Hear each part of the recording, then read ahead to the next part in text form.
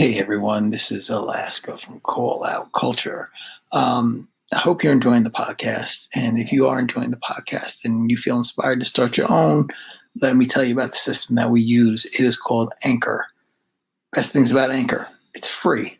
There's tools that allow you to create and record and edit your podcast right from your phone and your computer. You can even add a song from Spotify directly into your episodes. The possibilities are endless of what you could create, whether it's like music analysis or your own radio show or something that the world's never heard before. I don't know what that is. You figure that out. Not my job, yours.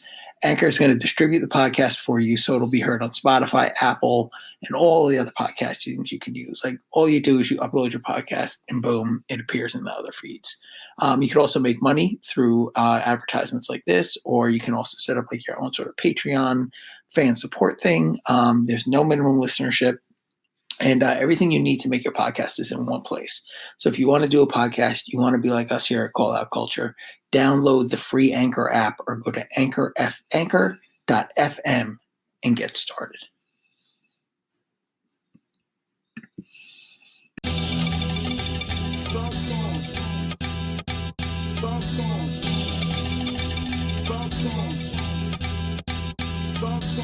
Welcome to Call Out Culture Podcast with Alaska, Curly Castro, and Zilla Rock. Ladies and gentlemen, welcome to Call Out Culture. I am your host, Alaska. I'm here with my friends, Curly Castro and one Zilla Rocca. Today, we are going to run through a potentially disaster of an idea, or it might be one of our best episodes ever. It's really though. We've done this before. It's not. We're not virgins to this. So am I? Well, this one's a little more loose, like because that one had a very definitive structure. Yeah. Sure. You know, so we were limited to one population to pick from. This is from whatever the fuck you want. Oh, got it. Okay. Good. Yeah, it could be. It doesn't have to just be rappers. It could be anything. Just to keep the universal magnetic, can we either say like don't pick dead people or something like that? Just give me some. No, you pick whatever you want. It could be a concept. It could be it could be a scene from a TV show. It could be anything you want it to be. You know what? There was many years ago when blogs were first taking off. There was this blog I used to read, and they did like a field of 64 like this. Mm-hmm. And it was of like it would be like mayonnaise versus like the Sunday paper or something. Like people were just picking shit. So that's basically what we're doing, but we're building a franchise. Yes. We're gonna look at it like a basketball team where you got a starting five. One of the members of that starting five is your franchise player. You got a 6-man. Right. You got a bunch of rotational parts, and then you got your Brian Scalabrine, the end of the bench. But it's not going to be Brian Scalabrine. It could just be anything. I mean, it could be if you want it to be. I'm just calling that. I'm calling that position the Brian Scalabrine because he was, the 12th man at all times. Jason Kidd got him that check from the Celtics. He was on those Nets teams, and I was saying this to Castro a week ago, where he was like really good friends with Jason Kidd and like was having a catch with his son in the backyard. He's like, I'm leaving the team. I'm going to Boston because you make me look so good. I'm getting stupid paper. And Jason Kidd goes, damn, why does everybody leave me? All I do is get people paid. I'm like, he was heartbroken over Brian Scalabrine leaving the fucking Nets. So true story. So this is the Call Out Culture franchise. Okay. And so like I said, you're gonna have a franchise player. Right. You're gonna have starters 2 through 5. Sure. Your 6-man. And then you're going to have 5 rotational players, and then your Brian Scalabrine role. So you're going to have 12 altogether. Okay, sounds okay. I'm gonna start a note tab on my laptop so I can at least document some of these people I'm thinking of. So why don't we start with our franchise player? Unless you want to go from the Brian Scalabrine. No, let's start from the top, baby. Okay, so I'll start, and my franchise player is Sleep. Wow. That's I mean, what we're doing. This is going to be Sleep. incredible. There's nothing better in the world than sleep. Nothing better for you in the world than sleep. Wow. it's just the magical elixir. Like honestly, when you've had a long day, is there anything better than just laying down and feeling that sleep take over your body? You know what's dope? Like once you hit your 30s, like you really, really respect and understand sleep. When you're 20s and teens, you're like, fuck that. We own the night. I'm never going to bed. Right. I have to wholeheartedly. Well, I'm trying to use something different than wholeheartedly. I have to respectfully disagree. Oh, thank you. A lot of people growing up, so this is where I go from. So people, when they think about sleep, I go to the Jackson 5 animated cartoon. Mm-hmm. And the premise of that, Zilla, I don't know if you're old enough. In Alaska, I don't know if you even paid attention on TV. I watched the Jackson 5 cartoon. Okay. So it was one of those cartoons that one was not a full half an hour. So it would come on at the end of certain broadcasts. So back in the day, we used to have some shows that didn't run the full gamut of the broadcast. And then you would slot in another show, whether that be Woody Woodpecker. Oh, I love Woody Woodpecker. Chili Willy, stuff that was like 6-7 minutes. Yeah, you could kind of slide in. Troopy Dog. Troopy. Exactly. Yeah. So this is my the Jackson 5 cartoon, sometimes they would be short, sometimes they would be regular size. But the premise was he would always be fussing about going to sleep. And his parents would be like, you have to go get some sleep. And he couldn't sleep unless he was standing on his head in the bed. And then when he would stand on his head in the bed, that's when he would go into the REM sleep and have these type of adventures in this cartoon land. Okay. I always bring that up because that seems like such an extreme way to try to get your children to sleep. And I know I'm friends with many parents, and they tell me about all of the nightmares that they go through. The kid, with the the snooze camera, and the kids doing all types of stuff when they're toddlers, crawling in and out of the crib. Then when they get older, if they have a sibling, they're fighting dead of night, and then so on and so forth. I was never one of those children. I like to go to sleep. I had my fill of my day. You fucking dork. And when I was tired, I went to bed. I don't know what the hell everybody else was fighting a good fight for. I thought y'all kids were retarded because I woke up at a decent hour. And check this out. I would be up at 5, 6, right? Maybe when my mom was getting up, early in the morning just to have everything prepped. And I could sit and watch TV early in the morning because I was bright-eyed and bushy-tailed because I had enough sleep. I wasn't rolled up in the comforter and like going through these growing pains. It seemed so painful. I always got decent sleep. And you could ask my mom. So I was always confused when I would hear about kids, I stayed up late, or kids, I had a rough morning. You had a rough morning. You're 7 years old. The hell is wrong with you? And so as we got older, then it started being more abnormal. As when I went to college, I went to bed at 8 o'clock on the weekends. I was like, I'm just using my certain Castro, what's wrong with you? You going to bed this early? Yes. I will see y'all whenever I'll see y'all, because most of the time, whatever they would get involved with wasn't worth me missing sleep for anyway. Some stupid lame party. I went to college in the 90s. Wasn't that much going on. Whoever was doing heroin kept it to themselves. And everybody just came back and just, then they would wake me up. So that's what would happen. They would come back from the little jaunt and then be back around 10, 11 or whatever. And I would wake up because I already gotten a good 3-4 hours of sleep. Also in the mornings, I wake up 4 or 5 o'clock. So I can do 3-4 hours of work before most people are even cognizant. So I respect your number one choice, Alaska. I think it is very important. And I think a lot of people really value it when it comes time. But I never went through anything like that. I always was welcoming sleep. Me and Mr. Sandman, he would bring me a dream and I would be willing, ready and willing. Good. Castro, why don't you go second? Since you're not a fan of sleep. No, he's a big fan of sleep. Well, as the franchise, would you have picked sleep as the franchise? No, my franchise play is 92, 93 Xavier McDaniel. Like I'm still like confused as what we're doing. When the Knicks acquired, wait, you're really going to take him with your number one pick in the all-purpose draft? The all-purpose humanity draft. 92 to 92, 93 Xavier McDaniel, the unlocking. I call him the unlocking. The Knicks would have never been whatever they turned into without a team that never won anything. Gotcha. Excuse you. A team that finally got some balls and took it to the Chicago Bulls. See, what people forget is we lost to the Bulls because we took it to the Bulls. Everybody else was scared, cowering to the Bulls. Please. Oh shit. You really took it to them when you lost every year. Yeah. Anyway. Oh my God. Hold on. Anyway, my pick is 92, 93 Xavier McDaniel. He was a great mid-range shooter.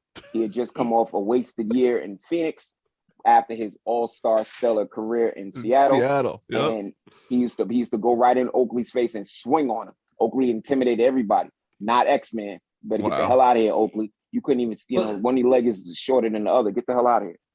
He had one of the coolest posters ever too. The X-Man poster. He did. Wow. What a franchise player you picked. 92 to 93. Oh my God. My franchise pick's gonna be Seinfeld. I'm going Seinfeld. All of it. That's a good pick.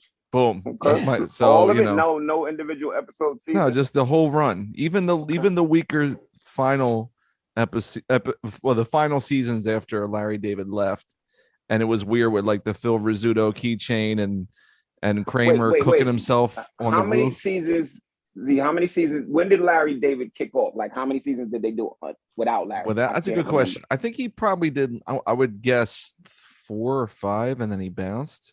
Yeah, I don't think he stayed through the whole run. I think they did 7 to 9 seasons, maybe. Okay. Yeah, but I'm going Seinfeld as the franchise. It's now 30 years old. I still make weekly references to it at some point in my life to somebody. Even if they're not around, I giggle to myself about something George Costanza said or done, or something else. My favorite all-time Seinfeld episode is the opposite episode. I know every line to that episode because it's the best one. If every instinct you have is wrong, then the opposite would have to be right. Instead of chicken salad and be intimidated, tuna salad and walking right up to her. Hi, I'm George. I'm unemployed and I live with my parents. Hi, I'm Victoria. And then he ends up getting a job with the fucking Yankees on that episode. Remember? He goes up to Steinbrenner. Mr. Steinbrenner, you and all your insane moves have brought great heartache to me and millions of Yankees fans. And he's like, hire this man. That did happen. That's hilarious. That happened. So that's my franchise pick is Seinfeld. Excellent. There you go. All right, boom. All right, so Sleep is off the board. 92 to 93, Xavier McDaniel and Seinfeld are all taken. I had to rejigger my whole team after that. Xavier McDaniel. That was a hard one. I had to rebound quickly. I had to call the scouts. Who else do we have on the board? All right, so for my second pick, I'm going with the I love you, man. The Ahsoka Tano Darth Maul arc at the end of the Clone Wars, like the last 4 episodes. It's my number 2 pick. Hold on. Wait. I just fell asleep. Say that again. You said I just was falling asleep immediately when you said Star Wars. What did you say? Oh, Philip, would you grow up? So Alaska, this is new canon from the new animated episode. Yeah, right? From the new animated episodes that just came out like last summer. The last 4 episodes. Wait, what? Where it's the best thing that Star Wars ever did. Say it clearer for this jackass because he's going to keep on joshing you. So the cartoon, The Clone Wars. Sorry, it's not as cool as Spider-Man 3, but definitely cool. The last 4 it is episodes, definitely cool. The Spider-Man 3.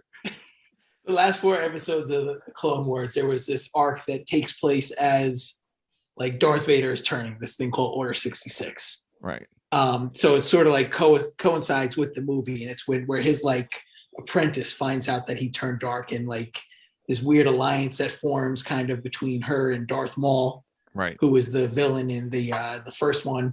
And it's just a really cool, like they really wrap up the story nicely, and it's a really cool like way to tell the story. Wait, let me, because I'm a mess with it. So Darth Maul's legs get cut off in canon in the movies. I was gonna watch that. Zilla would love this. They jury-rigged and re-retconned. They jury-rigged and re-retconned both to get him his legs back from him being cut in half and bring him back to life in the Clone Wars saga. So the key thing to notice is when a Star Wars character falls down a long tunnel, a myriad of things can and cannot possibly happen. So don't always think. There was a time where Luke fell down a long tunnel. He ended up on an antenna array hanging upside down like one of the flying Walentas, and they went and found him. I think Alaska. I think there's one more. Somebody slipped down a long tunnel. There's Emperor Palpatine. Right. Okay. Falls down a long hole. And then the only one that actually died was Han Solo. Oof. Right. Oh yeah, Palpatine still he did live. Yes, you're right. Yeah. The only one that did die was, but he fell off a bridge, so maybe the bridge. That's true. It could be a bridge. Yeah. It could be a bridge. Right. But yes, Palpatine. It wasn't a contained hole. It was a wide chasm that he fell into. Mind you, big difference. All of these Rebel Alliance vast difference vehicles have all of these long tunnels. So as fans, we would love. I need the architect, not the architecture. I need to meet this guy. What are you doing? Why are you building these weirdo things? Why can I, destroy the Death Star with, something that can shoot a soft hurt or whatever? I don't remember that line. It's very strange how the architect and architecture is truly the downfall of the Rebel Alliance when you really break it down. Good stuff. Thanks for this. Can I say the one thing that really bothered me the most? They have all these walkways over these like 900 foot no walls. Walkways, like narrow walkways. Not a single bar or a road. So this is what happened. This would happen, Alaska. Their HR must be excellent because your introduction videos have to be so detailed, so you don't just walk into that laser. Because even the Death Star laser, those guys were just standing there, and the laser shot past them like he was 50 feet away. Like a planet-destroying laser went an inch from a dude's head, and he was like, "All right." So the HR and the introductory videos and or media that you watch when you start a new job, the Rebel Alliance has the best out there because they don't have a lot of collateral damage of these people dying because these structures are very. I think we're boring Zilla because we're not talking about a psychic witch and a robot with a gem in his head living in a. Oh, this is great. This is great. This is great content. The fans are they're clamoring for this stuff. This is wonderful. Who's next in the draft, please? Yeah. We got 15 fucking picks each to go. Let's go. We speed this up. We really speed this up. Right. Jesus Christ. So, okay. So for my second pick, I will take Malcolm X's gloved hand in the movie Malcolm X when he disperses the crowd with the finger points and the scaredy white cop says, "No man should have that type of power. No one man should have all that. No one man should have all that power." And Kanye West totally jerked the line off. He did. All right, Kanye West is banned from this draft, so don't you? I was going to take him. He was going to be my franchise guy just to fuck with you. I was going to take Kanye number one over Seinfeld. That's not fair. That's not even fair. I'm on painkillers right now, very strong ones. I do not want a weird reaction. Right. You know what I'm saying? So yeah. So my second pick, my other pick is the gloved hand of Malcolm X that controls. Mind you, it didn't control the crowd. The crowd was controlled secondarily. Initially, he controlled his FOI Muslim brothers as they were crowding the hospital, waiting for word that their brother had gotten beaten up early that night was going to survive the police police brutality that he had suffered earlier that night. Mm-hmm. Good. There we go. Good. Very good. That's quite a pick. Is this your number two? So that's your second starter, right? Yes. All right. My second starter. I can't believe we're still on the board, Alaska. I'm going with coffee. Coffee's my number two guy. Needed coffee. I'm so far today I've had about 24 ounces of coffee. Wow. I love coffee. I respect coffee. I've ordered more coffee online. It's going to be delivered to my house on Saturday. Wow. I can't imagine a life. I started thinking like, what was I doing before I was drinking coffee every day? And the answer was soda. Was there soda? So wait, but here's the thing. Coffee is pretty much scheduled certain, morning time. Yes. So what were you doing in the morning? Soda Sunny D, milk. I don't know. It was rough. It was rough. Oh my God. That's disgusting. Sunny D was incredible. Sunny D is a late round steal if you keep your ears open. Sunny D is the pink byproduct from Ghostbusters 2. It was flowing underneath New York. Yeah. Sunny D is a blown out knee.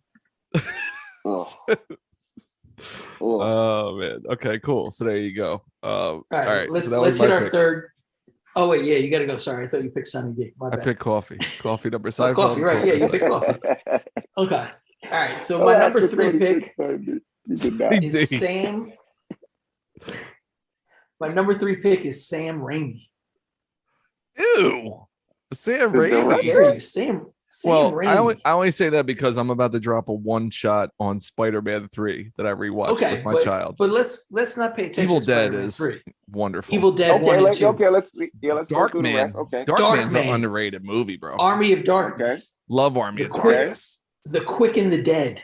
I didn't care for that. With Gene Hackman. I like that. Didn't care for that. A Simple Plan. Ooh, with Billy Bob? Yep. Oh, Spider-Man 1 and 2. And 3. Come on. 3, yeah. We got 3. Drag Me to Hell. Never saw it. Drag Me to Hell. I like that.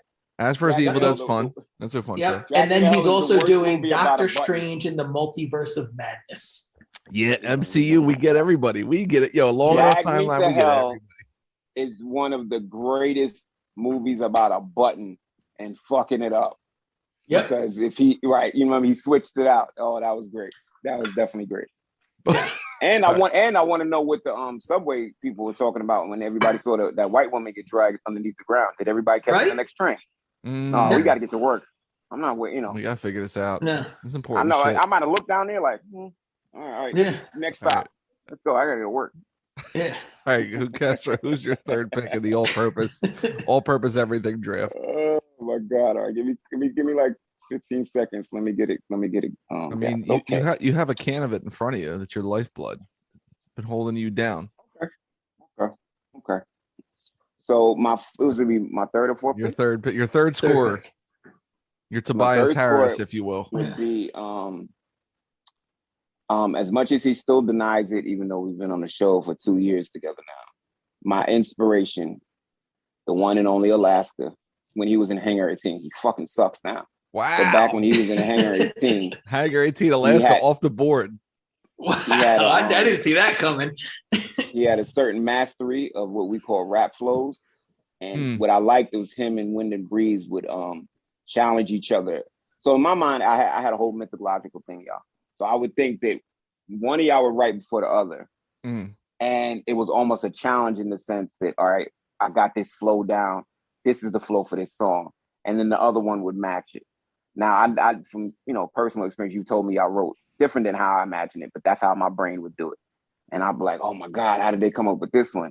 So like Beat Slope, Beat Slope remix, just some great songs off the multi-platinum debut. And Beat Slope, we just ripped off Missy Elliott. Oh, good but call. See, I wouldn't even. There's no way I could have. My brain can't transfer flows like that. Yeah. So if the flow was like glued to somebody, a certain rapper, it would just stay as such. You know what I'm saying? So like, I didn't rip off Missy. I didn't try to miss. Zilla did. He ripped off Montel Jordan. You can go look in the. I did. This is how we do it. It's Nah. I didn't do that joint. I ripped off of Something for the Honeys. Okay, well, whatever. And but also what I liked is there was a whole revolution going on at that moment. Destiny's Child was sing rapping. And they were trying to pass it off as singing. It was very much sing rap, but it still had a higher cadence to it because it was still going quicker than it was. So that might be the first time ever Hangar 18 was yep. Yeah. So my pick is Alaska, and in turn, Wind and Breeze's flow challenges to one another and how successful they were at both. Too kind. Very good. Look at you sucking up to the host of this night's show. I like it. My third pick is Jean-Claude Van Damme doing the split in Time Cop in the kitchen. But wait. I have to rewind it. You picked the Time Cops because these are specific splits. Yes, not in Bloodsport when he ties his legs to the tree and does the split. This is when the dude has the taser and he jumps in the kitchen and does the split, and there's water on the floor for some reason, and the dude gets electrocuted. Because number one, you get this the mandatory split scene in all Van Damme movies. Two, time travel movie.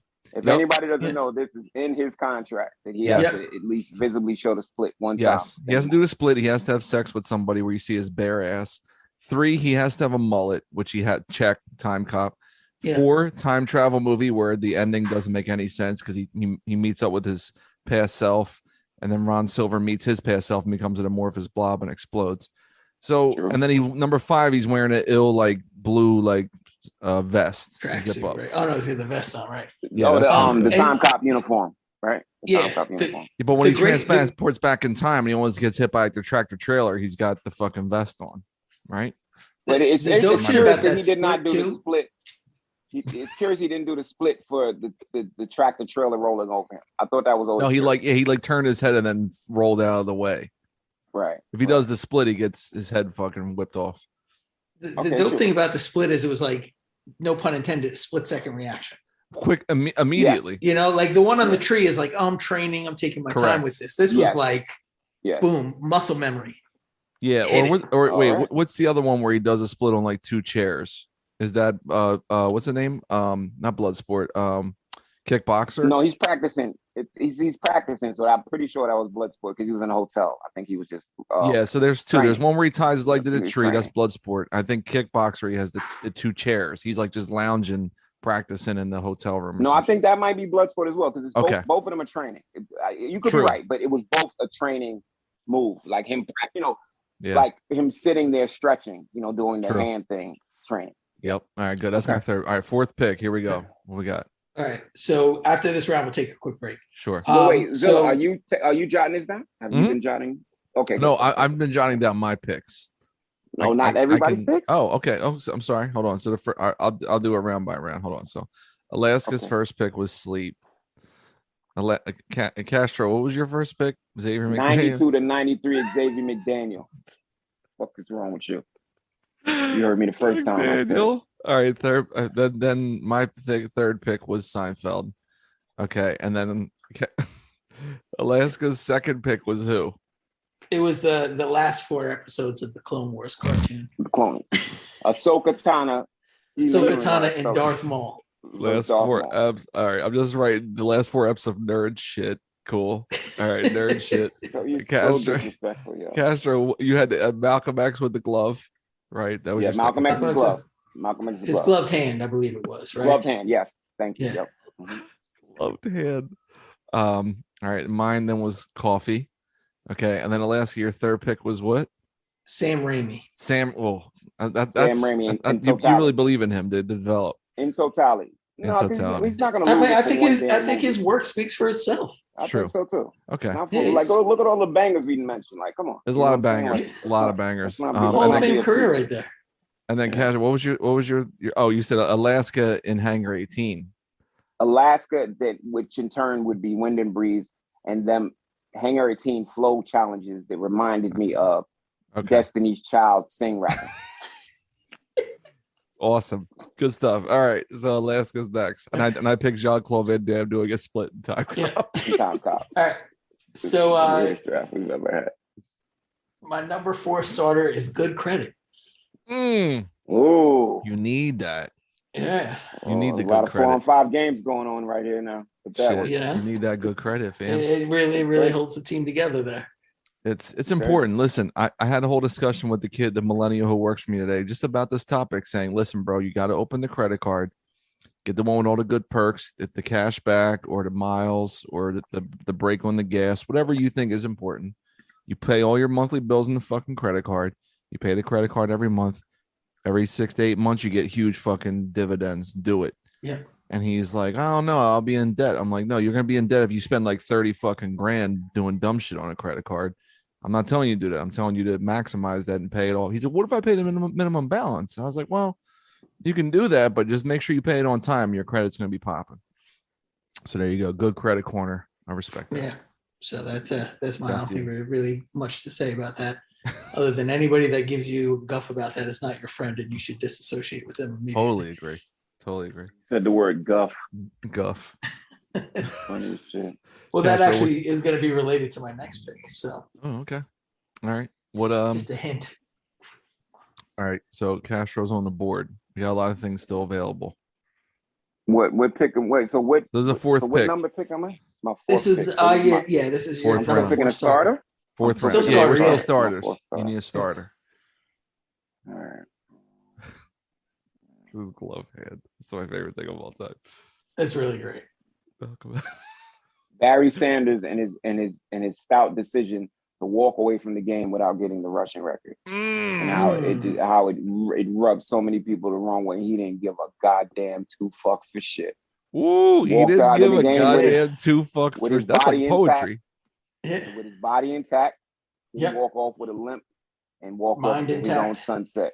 Mind intact, no CTE. I was really impressed with that when he walked off. Because I was like, oh, come on, Barry. I was such a Barry fan. But then when I got older, I understood it a lot more.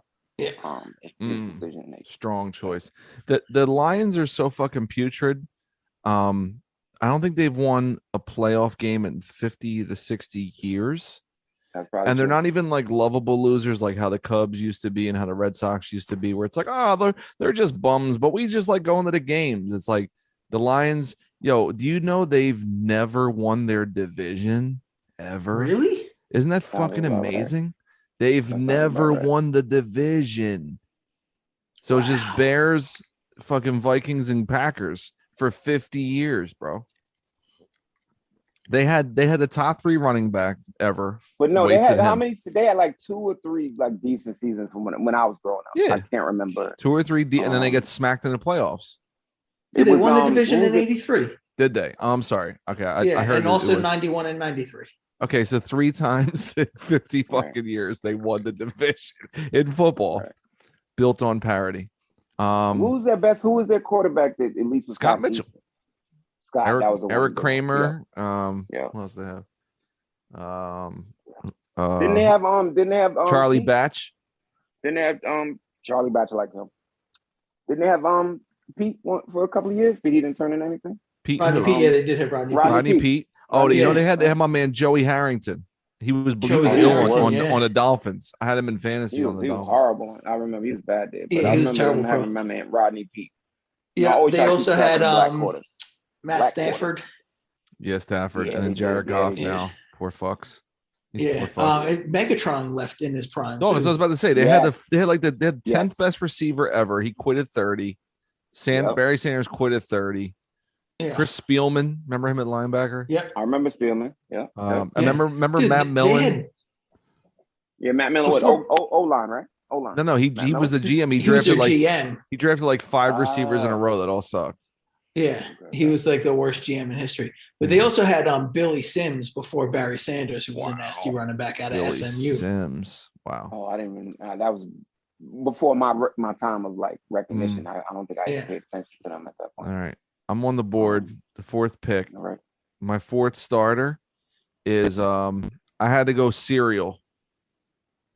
And I went with I had to think about best cereal to go with in this pick. Okay. I'm going fucking Honey Bunches of Oats, man. I'm going Honey Bunches. Now, I have a contention for that, but Z, I want you to finish. I'm sorry. Because Honey Bunches of Oats gives you the grains, gets you a little bit of the honey. It's going to hold you down. You're full as shit after you eat a bowl of it. Eat that shit you can eat it for breakfast. You have as a little snack. You can put it in a little Ziploc, fucking munch on it during the day. And then after dinner, when you're hanging on the couch, fucking drinking, watching a game, you make a little bowl of that. Wonderful 9:30 snack on a weeknight. The Honey Bunches of Oats. It's just so multi-purpose. It's a good 4th starter because it just fulfills so many things during the day. You had a breakfast, you can have it as a snack. You have it at after dinner later on when everyone goes to bed. You have the Honey Bunches of Oats. Bang. That's quality. I got a good cereal story for you. Last week I had to go upstate on Thursday night, like after work. And I got up there like around 9:00, and the only thing that was open was Taco Bell and ShopRite. So wow. I was like, I'm not getting Taco Bell. So I went to ShopRite, and I was like, let me just hit the cereal aisle. I need cereal for the morning. Got myself a box of Apple Jacks. I ate the whole thing that night. Apple Jacks. I haven't eaten Apple Jacks since the 80s. I'm being Apple Jacks is live. Apple Jacks is underrated. So wait, what is it? Doesn't taste like apple though, does it? It's a cinnamon. It's a cinnamon apple. That's where it's at. Yep. The and cinnamon blue and red. And that's you get the Granny Smith. You get the Granny Smith plus the Macintosh apple. You get 2 colors. Right, but isn't that just the aesthetic? You don't taste Granny Smith. No, it's kind of just like a cinnamon. It's like a chemical apple taste from. It's like less cinnamony cinnamon toast crunch. Gotcha. Yeah, I love cinnamon toast crunch, but to me, it's more of a dessert. You're not gonna fuck with that. But the Honey Bunches of Oats, It's got a little bit of sweetness. And if you would like me, you go almond with it. You do the honey bunches of oats with the almonds. Boom, that's going to fill you even more. Here's where I have to the blue box, not the yellow one. Go ahead. So it didn't take me that long to figure it out, but I hate milk. All forms of milk, any type of milk. I hate milk. So I got to a point where I stopped eating ice cream, stopped eating cereal. Wow, total violation. I just stopped all of that because I didn't want to. No, I love cheese. Well, it's milk, my exception to my rule. I don't care, motherfucker. That's my exception to my one rule. I don't like milk. I don't like it. It never really. I think I never liked it. I think I would eat it and drink it out of extreme peer pressure and propaganda. It's propaganda. That's it's definitely propaganda. And I used to hate going to high school parties and people would be like, "Yo, drink this milk, B. Drink it." Oh, peer pressure. So here's my thing. Maybe behind a K-bar at 7:30, we're gonna drink this milk. Here's my thing. I know that wasn't. I know customary it wasn't, but I knew people that treated it like a true beverage. Put a couple of ice cubes in it, would drink it with a meal. What do you now? Mind you, but you saying when we grew up and went to school. No, you're right. You're right. School lunches. We drank that all. Yeah. We drank that. If you came in a little early, you drank that for breakfast, and you did it for lunch. Now, mind you, after that period, you weren't like you didn't go to the corner store and get your little chips in a little pint of whatever that. Right. What was that size? Pint? What is that? Half pint? What is that? Quart. What's the size? Quart. A carton. You didn't do that. No. Carton. You didn't do that. Shouts to my grandfather. Cash, what my grandfather had every night after dinner. He would sit in the fucking kitchen, pour a tall glass of milk, and eat Ritz crackers with the horseradish and drink the milk. Oh my God, what are you talking about? Oh my God. Oh my God, please. He fucking raised 7 kids. Ever. He raised 7 kids in a row home in South Philly with fucking 3 bedrooms. That was his treat. Saltines with the horseradish. Yes, and a tall glass of milk. Now I thought the tall glass of milk was for the And he would smoke his fucking Marlboros. I thought it was for the cookie dunking or whatever like that, right? Come on. No, bro, that was just the wettest whistle. Did people dunk their cookies? And was that a real thing? Of course, you gotta have the milk with the Oreos and the Chips Ahoy. What are you, a fucking Nazi? But that's too specific. Like, what else? What about the other cookies? Like, you could dip. I mean, you could dip the oatmeal raisin, but you got to go Oreo or chocolate chip. Okay, because it softens the crunch and it makes it nice and cold. Oh, it's fantastic. Okay, I just wanted the clarity because I just felt like it wasn't. Okay. You couldn't just dunk any old. Well, you're an anti-milkite. Right. I'm definitely anti-milkite. Okay. All right. This is Alaska. This is actually turned into one of the best episodes. So thank you. I told you. No, I think we're still teetering on one of the worst episodes ever. But I don't know, bro. I don't know, man. Let's take a quick break. I gotta get my dogs the 5th round. They're like knocking the bowls around, making noise. So. All right, we're gonna do 5th round. I'm looking for somebody out of Baylor. I need a 5th round pick out of Baylor for this joint. Oof. You know what I mean? Or SMU. I need somebody strong. That's the Call Out Culture. We'll be back. We'll be right back. The all-purpose everything draft. Hey friends, it's me, your friendly neighborhood podcast host, Alaska, and I'm here to tell you about an exciting new project that I just released with my friend Jason Griff. You might know Jason Griff from his many appearances on the Call Out Culture podcast, as well as his groundbreaking work with the Griff Scorsese Midnight Express album. Also, his solo project, Fireside Chats. You need a sweater and a bearskin rug for that one, fellas. Anyway, we just dropped a new record called Human Zoo. And Human Zoo examines the cages that we put around society and the self-imposed cages we put around ourselves. It features exciting tracks like Reboot, featuring Fat Boy Sharif, and Animal Farm, featuring Love Ulysses. We also have additional vocals from the likes of Alex Ludovico. Not Ludovico, Ludovico with a C. See what I'm saying there, people? And Prem Rock. And then the All Hook All the Time track, featuring vocal stylings from Curly Castro, Zilla Rocca, Def C, Rob Sonic, Breezely Bruin, and Open Mike Eagle. If you like the rap music, folks, you're gonna want to get this record. It's a must-have for every true aficionado. and you could get it at insubordinaterecords.com. Alaska, out. Boom, and we are back. Call Out Culture franchise mode episode. We dropped it our first four. We're jumping into our number picks 5 through 8 coming your way right now before we take another break, before we hit the final run. I guess it's my turn, right? It is. So I'm going with Hunter S. Thompson. Wow. Shocker, he's still on the board. He's my favorite writer of all time. I think that a lot of the way I view the world is through the things I learned while reading him. And, you know, I don't think that anybody's ever been able to capture the madness of the current times, you know, whatever those times might be, like he was able to.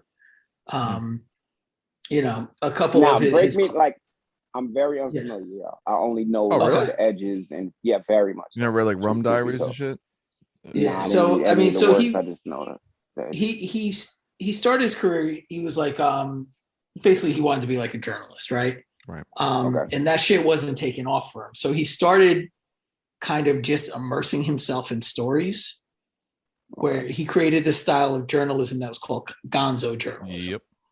And it started kind of when he wrote a book called The Hells Angels, which was like he basically lived with the Hells Angels for a year, like right as they were like becoming like what people knew the Hells Angels as, like a fucking roving motorcycle gang of madmen. Keep talking because that gave me a line for a round.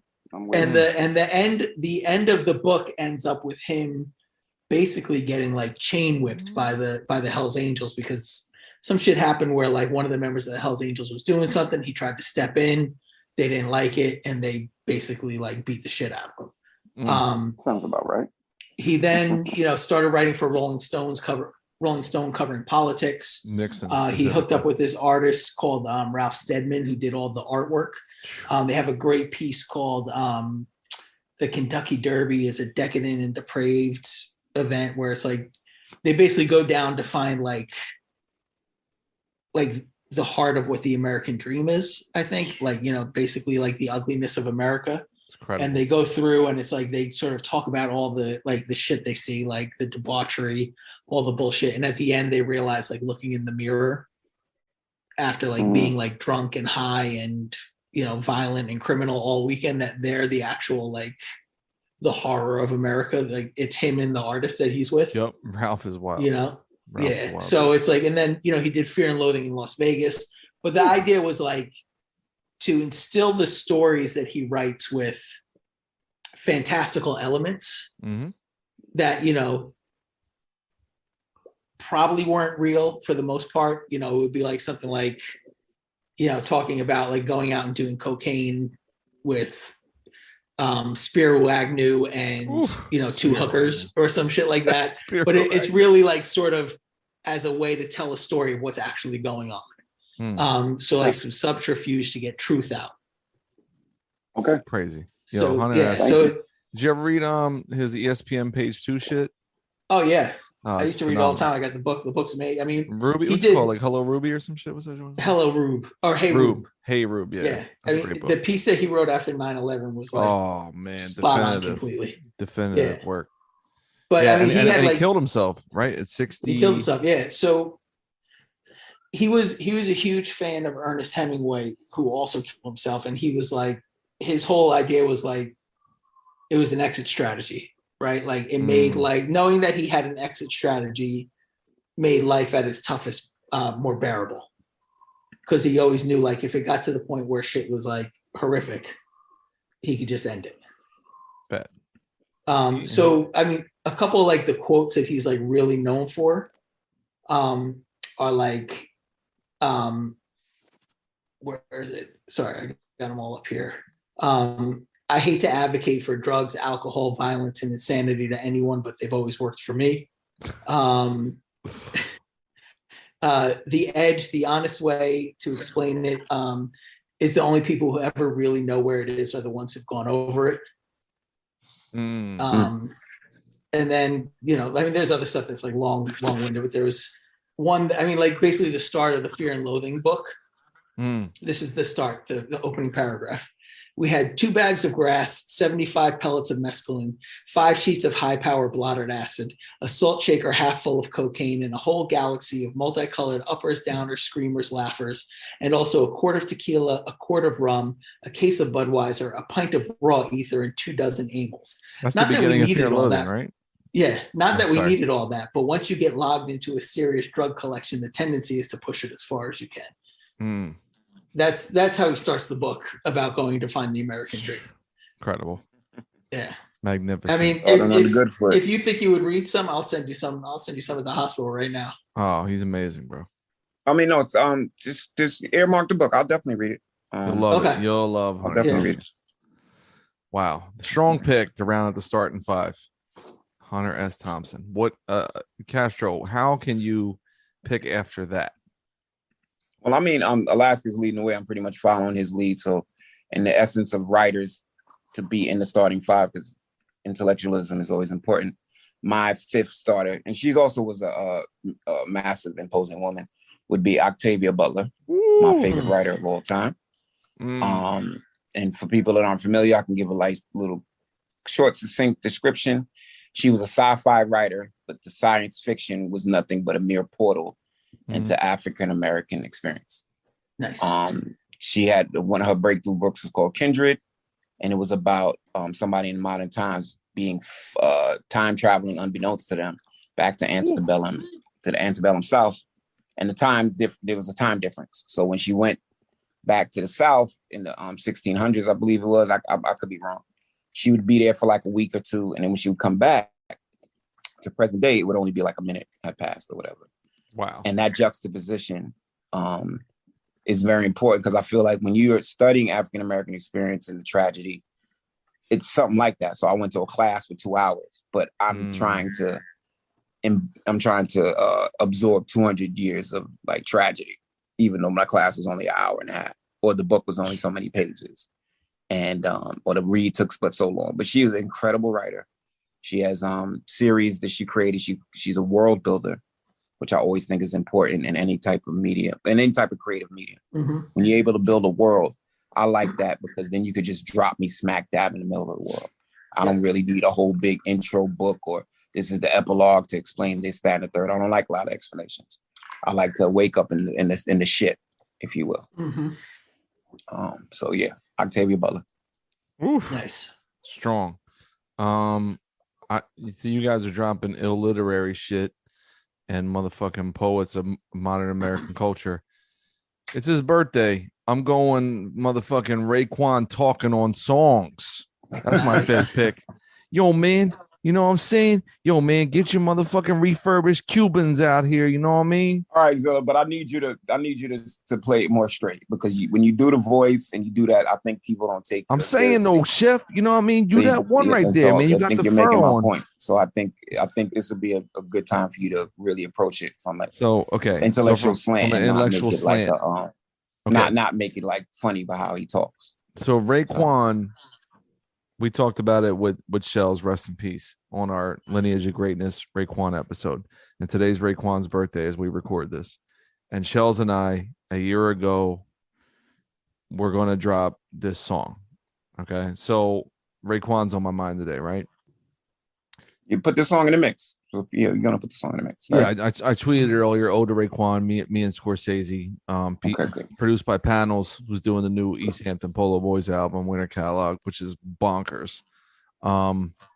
Raekwon, when he just talks, like the same way he talks is the same way he raps, is the same way he thinks. Like there's no separation. So everyone who listens to this podcast, how we talk on the show, how we fuck with each other, like our rap personas are very different. You know what I mean? Like there's some connective pieces, but there is like when I'm writing, I'm this type of person. I'm trying to convey these things, right? When Raekwon is being interviewed or just talking somewhere or just doing an ad lib or just speaking, he will rap that way. Like he is the same all the time. So it's like, I remember this quote from John Lennon where he was like, I used to think, when I would do sketches, it was one thing. And then when I write a love song, it was one thing. And then when I would write a fucking tuba solo, it was one thing. And then when I would do like, some piano shit. It was one thing. Nah, like it's all me. It's everything is me. So like when I create, it's me. Raekwon is from day one always been Raekwon. He's never stopped being Raekwon.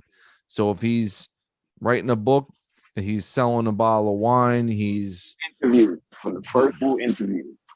Yep. He's never changed. Like he's literally the same person. So I retweeted a thing today of him from like reading somebody's bars and him saying like he never knew what the word refurbished meant. And he had to look it up. He didn't know it was a real word until his man was like, oh, it means like to redecorate, remodel. He's like, word, I'm about to use that in my bars. You know what I mean? I'm about to refurbish the galaxy. You know what I mean? About to refurbish this whole situation. He was like 48 years old, never knowing what the word refurbished meant and didn't think it was real. But now he's like, I'm about to add that to my darts, you know what I mean? Into my whole vocabulary. But like how he speaks on the beginning and ending of songs and in between songs since 1993 until now is the same. And he's so incredible because he makes you feel like nothing is mundane. And that's why I love how he talks. Everything is extravagant, elegant, funny, and fly. So Raekwon just talking is my fifth pick in the all-purpose everything draft. Quality work. Thank you. All right, so sixth round. So we're on to the sixth man. Sixth man. And I you know, my thought with the sixth man is like the sixth man's important, right?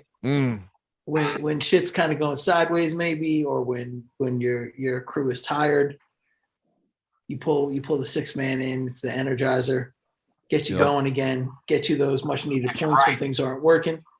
Get you right. So my sixth man is walk away / fuck you money. I love this. So go on. It's you know, it's one of those things like I don't think I've been in the point in my life where I've had real like big time money like that. Right. But being set up well enough that if shit goes sideways or you know, your job, your music, whatever you're doing, it's not really hitting the way you want it to hit anymore. You're comfortable being like, fuck it, I'm out and go do something else. Fire. You've got the time. You've got the money to buy yourself the time to figure out what's next. Yup. And to be, you know, basically free. Like if you're in a bad situation and you can't afford to quit, you're stuck there until you find something new. If you got the fuck you money, you'd be like, fuck you, I'm out. So my last job, before I came to my new job, which I've been there for about 4 years now and I really like, it was can it also be a mentality or you need the money a little bit? Well, I think having the money, it is a mentality. It's like the, you know, I don't give a fuck or fuck off mentality, right? But it's also when you have like, you get to a certain age or certain levels of responsibility, you need the money to still cover your bills and pay your rent. Or, you know, even if you're not going to live it like a lavish lifestyle, right? To be able to just be like, you know what, you're not going to take advantage of me. Right. I'm out. Yeah. And it was basically one of those things. It was like I was doing this training at the job, and they're like, if you do it, we're going to promote you. So I was like, cool. Started doing it. After the first day, my boss was like, yo, the president doesn't want us to do this training anymore. You can't go. Damn. And I was like, oh, that's fucked up. So I came home and Denise was like, yo, quit. Wow. But when you had to travel, you had to travel for this training when it started. And no, it was just a couple hours on Monday mornings every week. Okay, gotcha. And she was like, quit. I was like, okay, what a partner. Cool. So I went in the next day. My supervisor wasn't in. I went to our president and I was like, yo, I need to talk to you about something. You know, my supervisor said that you don't want us doing this anymore. And I want to know why. Wow. And the president was like, I never said that. Wow. So since my supervisor wasn't in, bear with me. Yeah. Bear with me. What was the premise setting up with the you do this, you'll make more money? Like, what was that about? That was just because I was basically like, I told them, I was like, you know, during my performance review, I was like, I need to be promoted within the next year. I'm leaving. Bet. So they were like, okay, like do this, blah, blah, blah. And then immediately, like, you know, my supervisor pulled some shit. So I waited till that night. I texted her. I didn't even call her. I was like, I spoke to our boss, and she said she never said any of that. So I'm going to the training, and I'll see you when I get in afterwards tomorrow. Wow. So I showed up afterwards, and she was almost crying. She was so mad. Damn. But she couldn't say anything to me. Yeah, And I basically went into it. I was like, I'm quitting the second I get this certificate. Wow. Because it was like a training thing that I could take to other places. It was like good for you. Some grant facilitation. And I was like, they didn't know that, but in my head, I was like, I'm quitting. The day I get the certificate, I'm giving my 2-week notice. Damn, bro. But I happen to also, even better, I actually landed this job that I really like. What?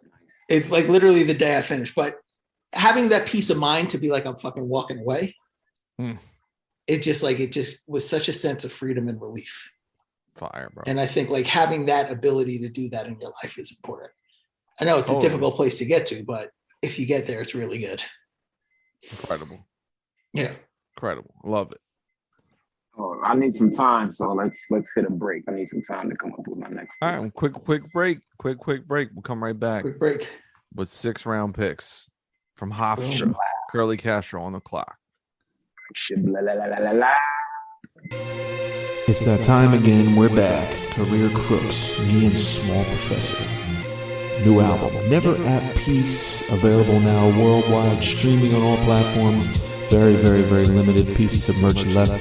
You can scoop it at wreckingcrew.bandcamp.com. If you've heard the Live from the Liner Notes episode, you know what it is, you know what we're about. If you haven't, go back and peep it. Play the new record featuring Shrapnel, I Alive, and Donovan Days, Blueprint, DJ Manipulator, and that's all she wrote. New banger, me and Small Pro, Never at Peace, Career Crooks, available now.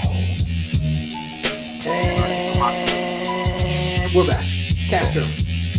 All right, my sixth man would be the one and only Vince Gilligan.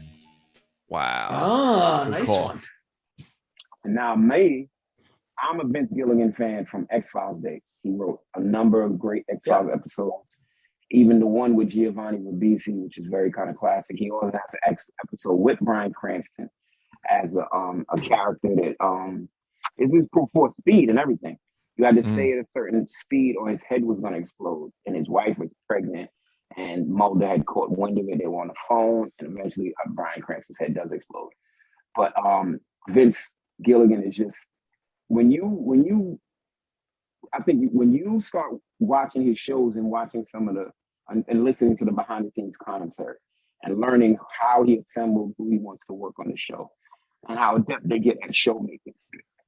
And it starts with Breaking Bad, and then it goes into Saul, and then something like El Camino. He is very much a master at this craft. Now, I don't know if he's tried a movie or two. I'm not sure. I don't want to say it without knowing. So you can look that up. He did El Camino. Other than El Camino, like, does he have his hand on any other film? I don't know. So okay. But the mastery he has with the television form, creating this universe in Albuquerque and expanding on it through sometimes just 2 lines of dialogue. I love this work this man does. This is facts. These are all facts. Always have, always will. He's very much just I just love craft mastery. You know what I'm saying? So that, we could bring up a lot of people in that realm, but I think in the realm of television, some people are not.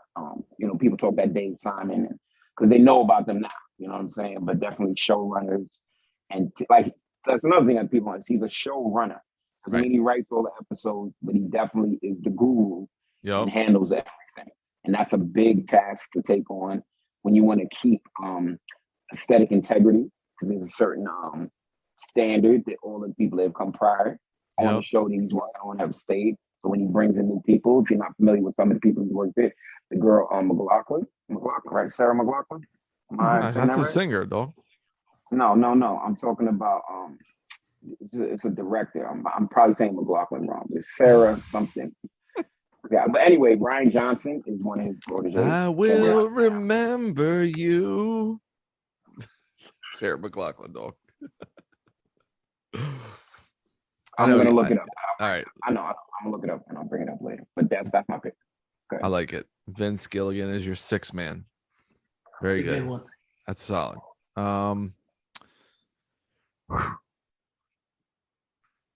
My sixth man. I've written down a lot of options here on my little laptop. To get that energy up, to revitalize the people. Michelle McLaren. Sorry. Michelle McLaren, good call. Thank you for that. She's talented as all hell. Jesus Christ. Sorry, y'all. All right. I'm gonna go Elton John, Tiny Dancer. Ooh. That's the song, or is that a record? The song. Okay, Yeah. gotcha. Sadly, hold me closer, time to dance. Everyone feels good singing that shit. There's the iconic scene in Almost Famous when they're singing it on the fucking bus. Fan or just this? Yeah, definitely. I fuck with the Rocket Hour on Apple Music. He has his own radio show where Elton John plays like new shit, old shit. He's in the Tower Records documentary where like there's a Tower Records on Sunset Boulevard where they used to shut down every either Monday night or Tuesday morning, where Elton John got to walk into Tower on release day and buy every fucking album that came out on his own, which is dope. Love that. That's incredible. Yes.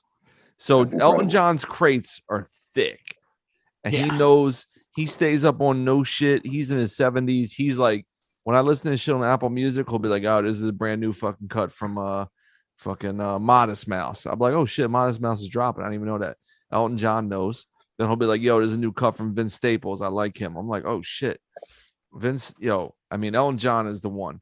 But Tiny Dancer is like the song where it's like a story, like it builds up. Dun, dun, dun, dun, dun, dun, dun, dun, dun. You know what I mean? Like you're waiting for the part everybody knows and shit. But I feel like if that's my sixth man, that's gonna change the fucking mood right now. We're down. We're not getting our buckets. I put on Elton John, Tiny Dancer. Everybody feels good. Boom. There you go. That's my pick. 6th round. Elton John, Tiny Dancer. All right. So now we're into our rotational players. Rotations. Here we go. Yeah. Okay. So round 7 through 11 are our rotational players, and then we're gonna wrap it up with Brian Scalabrine round. So my first rotational player is growing up in the 80s. Love it. I'm with you. You stole it. You know what I'm saying? It's stole it. Punk. Yeah. It's it was a fun ass time to grow up, man. How much real question, how much wet did you smoke in the 80s? I never smoked any wet. I never smoked any wet in my entire lifetime. 90s? You smoked wet in the 90s? Never smoked wet. I smoked wet by accident. Like, wow. Like, all right, I knew a lot of people that did smoke wet, but I never smoked wet. Hold on, Laska. Especially because I used to come down to Philly a lot. Yo, shouts to Philly. Yo, Dose One was out here smoking wet, battling cats in the 90s. From his mouth to my ears. Zilla, what do you think wet is? Because we have you fucking dip the shit in the fucking hurricane with the embalming fluid. You light that shit. Yeah. You start wilding out, taking your shirt off, sweating, fucking beat up 10 cops. It's crazy. So wet is yes, but if that's a little piece of it, like you think people have formaldehyde readily available. Well, when I was in high school, wet was like a big deal. Dudes would smoke wet and come to school every day. Yeah, the dudes I knew were rocking formaldehyde. 96 to 2000, they were smoking wet. So what was their version of wet? It was their version of wet is like their face was real pale and they would have bags on their eyes and they'd be like fucking. No. Zilla, what were they smoke? What were they smoking? Did you ever get it? I wasn't next to them when they were smoking the wet at 7:40 in the morning on a Tuesday. I didn't know. Okay, I missed out. The dudes I knew that would dip either a cigarette or a blunt in embalming fluid. Yeah. So yeah, there's different ways. So sometimes wet was like the embalming fluid. You only had a drop of that shit. And you had a couple of pieces of mint. And you might have some weed in it. And you crush some crack and like it was a lot of things that you would. Wasn't PCP wet as well? Yeah. But again, like wet to me was like it was. What I call it. It was like Junkyard Dog because you had to put so many things into it, and a lot of people didn't have one. It's like jambalaya. It's like jambalaya. People didn't have all those things. You didn't have a lot of. Oh my God, you didn't have a lot of weed. You didn't have a lot of. So Philadelphia though is definitely one of the wet capitals of America. Oh, without a doubt, we hold it down.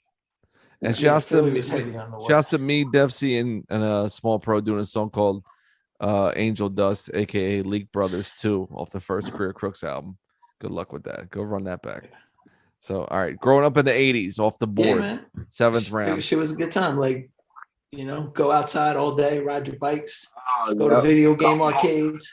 Come back watch when Nickelodeon. Come back when it's dark. Nickelodeon. I mean, Nickelodeon. Watching Alanis Morissette. Alanis Morissette. Nah, man. You're watching her?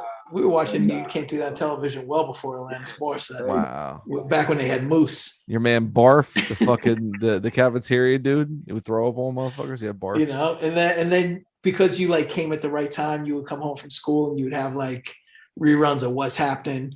Hell Good yeah. Times. Oh, what's that? Yeah. Good Times, all that shit. Yeah. Yeah. Different Strokes. Three's Company. Different Strokes. Yep. Family Ties. Family Ties. Yeah. Incredible. And the best shit was like when you would get like, because you would get like the Brady Bunch shit, and it would always be the On Location episode, like where they go to Hawaii. Incredible. Or like the Saved by the Bell, where they go to like whatever the beach is, where like the chick from King of Queens shows up. Leah Remini. The fucking Scientology blown up the spot chick. Yep.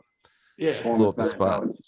She was a proper time, man. She was ill. She had a good run. Follow the Boss. Who's the Boss? Who's the Boss? Angela, Samantha, Mona. Tony Danza. Come on, bro. Who's the Boss? Right? He's the housekeeper. Yeah. Come on, bro.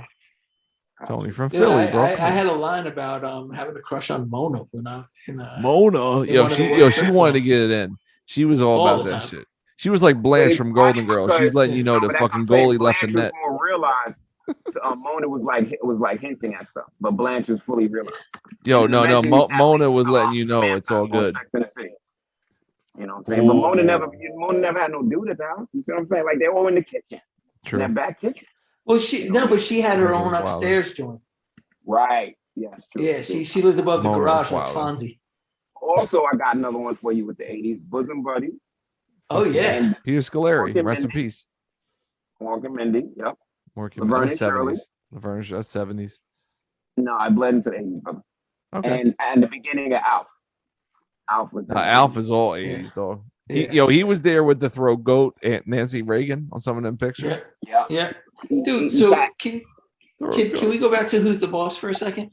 This episode's running wild long. Go ahead. Can we say that Mona was like the original like Cougar, yeah. Original OG Cougar Town mayor.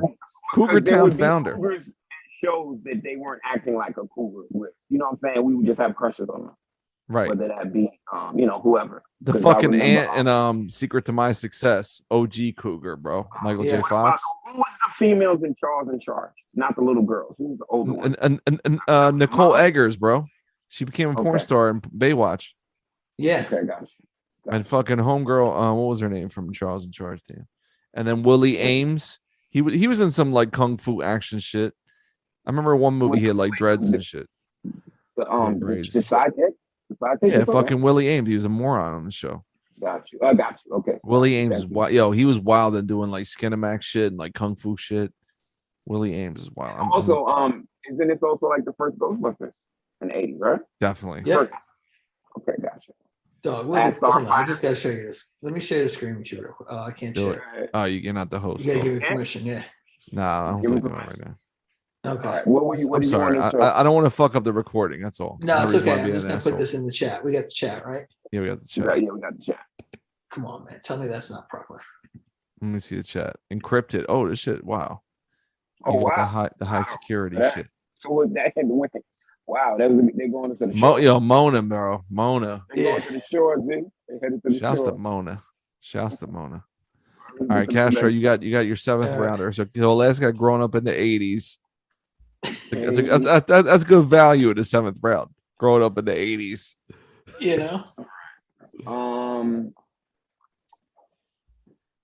Then I would take the Spike Lee aesthetic. The Spike Lee aesthetic. Wow. Right. That's a good one too. Movies, but the gear that he generated, the whole Mars Blackman persona that he created, the way he shot commercials, the way he shot movies, the way he shot PSAs, all his own style. What struck me at Spike, let's just take the Dolly shot for instance.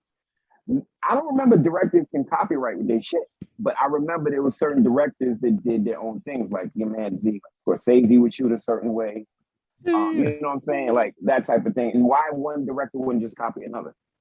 I never. Yeah, I mean, they all copied each other. They all bite from each other. But they wouldn't take their signature. Like somebody, you gonna tell me there were different versions of the dolly shot that Spike did, but nobody did his version. That's his signature. You're right. That's my whole thing. Was that an unspoken rule? You know what I'm saying, or what? Yeah, that's kind of like his thing. The Spike Lee aesthetic, because I grabbed a lot from that.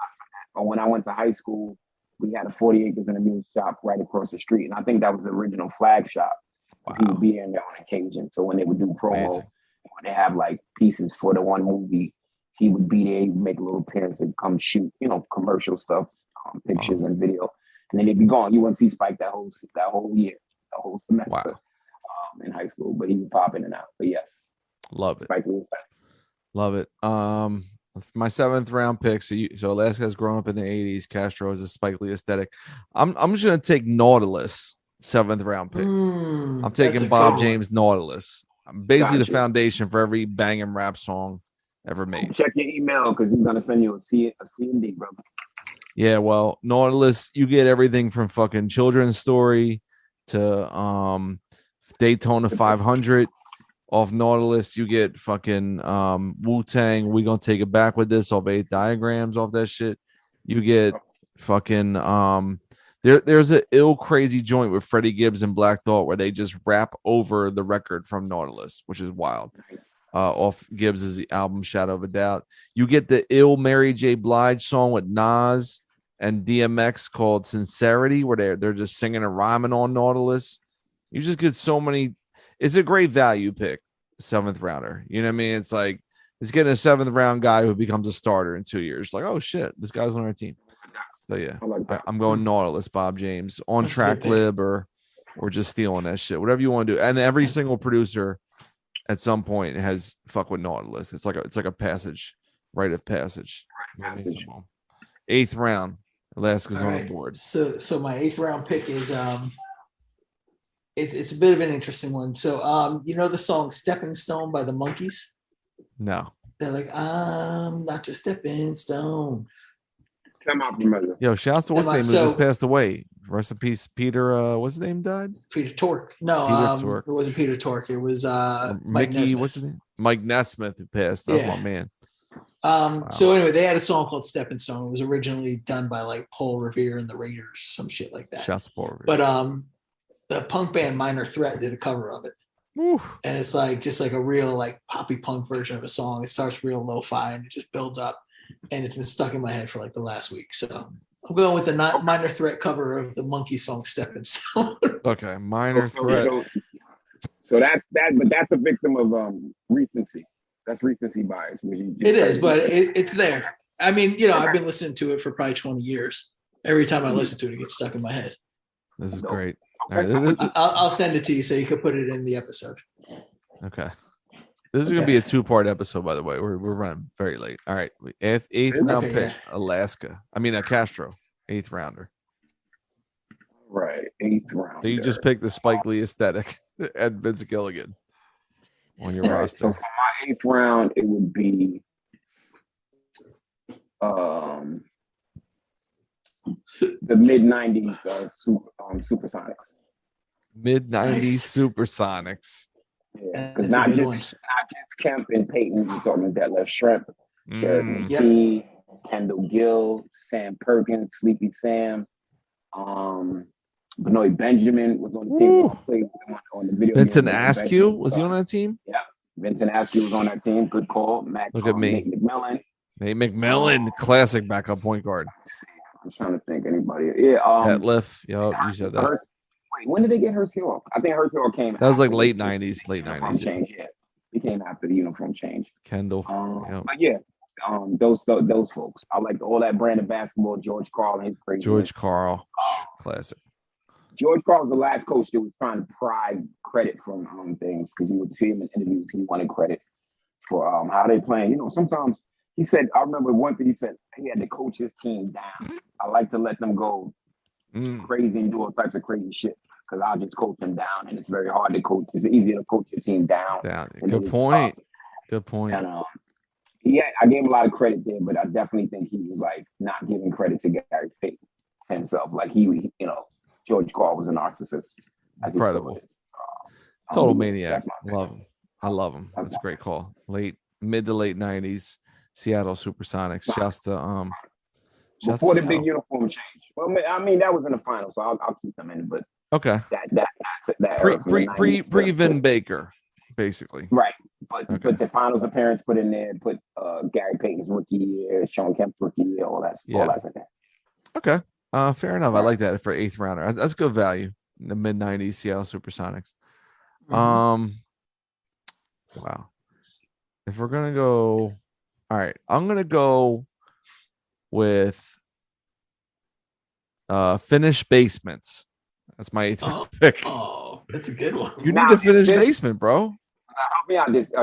When you buy the property as a finished basement, or you do the renovations? Well, you would prefer to buy it like currently. I'm in a finished basement, which was done by the person who flipped this house before I bought it. Right. Gotcha. When I'm looking at houses now, because I need to get the fuck out of my neighborhood, they don't have the finished basement, and it's no deal. You gotta have the finished basement. Deal breaker. Total deal breaker. I'm not finishing the basement. That's what I'm saying. How much work is it to finish your own basement? Oh man, like acquire property. 10 to 20,000, depending on how big. I mean, you got to lay the tile down. You got to figure out what the wall fixture is going to be. You're going to put a basement. A bathroom down there, garage maybe, storage facility. Like, what's it going to be? It's going to be a hangout. You got to insulate the walls. It's going to be warm. Like basements are cold.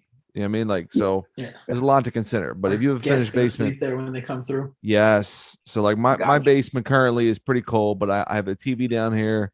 I have the futon pull out. I got the studio. I got a bathroom I don't really use. I got the washer and dryer and the tool closet. The finished basement is everything. You know what I mean? Like I'm looking at houses now without the finished basement. I'm like, I can't fuck with you. I can't fuck with you. Total deal breaker. Total. You take this. Okay. Yeah. So that's my pick for 8th round is finished basements. I like it. 9th round, Alaska. All right. So you just picked the Minor Threat cover, the Monkey Stepping Stone, by the way. That was a great song. So for my number 9 pick, I'm going with the Storm King Art Center. So if you're unfamiliar with that, if you watch Master of None, there's a scene where he goes on a date to like this giant sculpture garden. Great show. Oh, okay. That's the Storm King Art Center. It's this place in like right outside of Newburgh, New York. It's like, I don't know how many acres it is. It's huge. But the whole thing is just giant art installations all over it. It's like giant open fields with these huge art installations. So you just walk around and you look at these giant installations. And it's just like, it's amazing. Yeah, it's really like, great show. It's one of like the most like peaceful and creative spaces you'll ever be in your life. Peaceful. All right. I like that. I always thought it would be wonderful to go there and like eat a shit ton of mushrooms. Or just like go there with your notebook and some headphones on and write. Wow. Okay.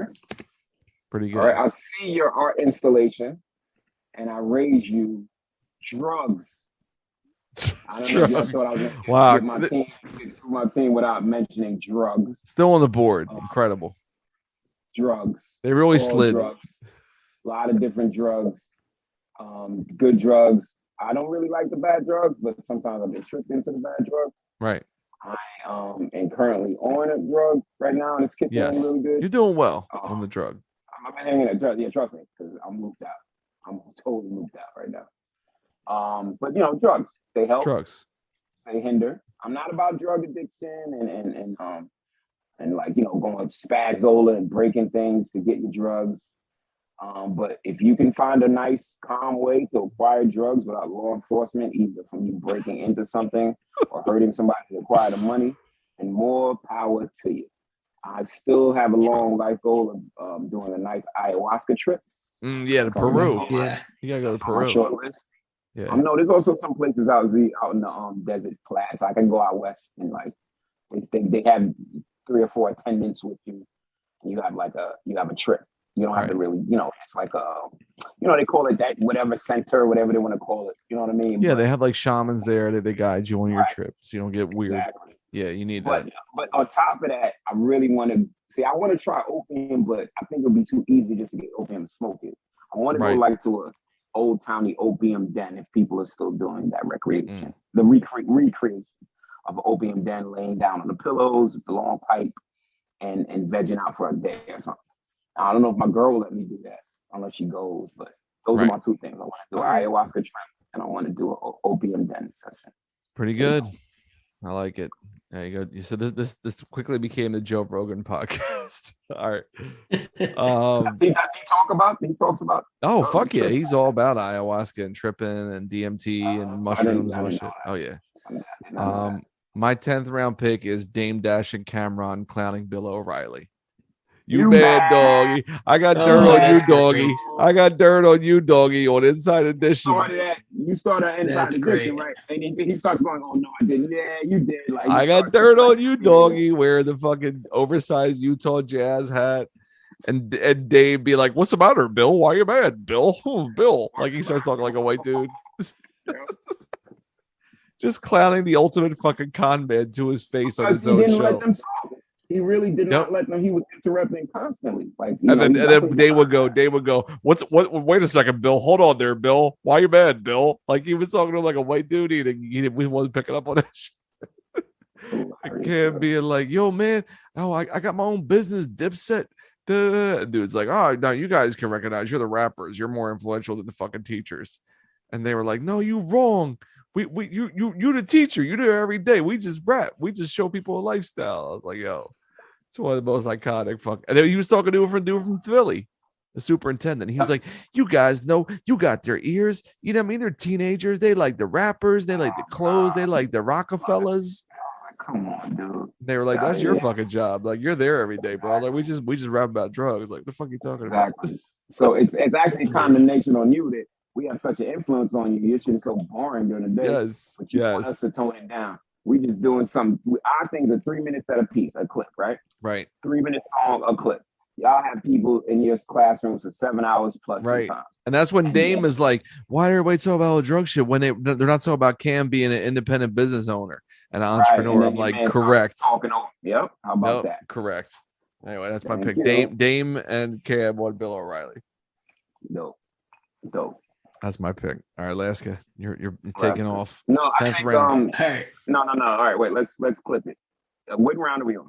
10th. We're in the 10th round. We got we got three more rounds. We can do. So I think we should come to a consensus. Let's do 10 players and then the Scalabrine because we got 10 slots. That's 5 and 5. Okay. Starting 5 benches. Alaska is your show, but I just think that would be mathematically correct for us not to drag. I mean, we promised 12 at the start of the episode. Yeah. All right. Keep going. So we could lightning round these since we're getting pretty far into 10th round. 10th round onwards lightning round. So my next pick is pictures of people wearing Jinko jeans. Janko, the big bell bottom with the big everything. Okay, listen, y'all.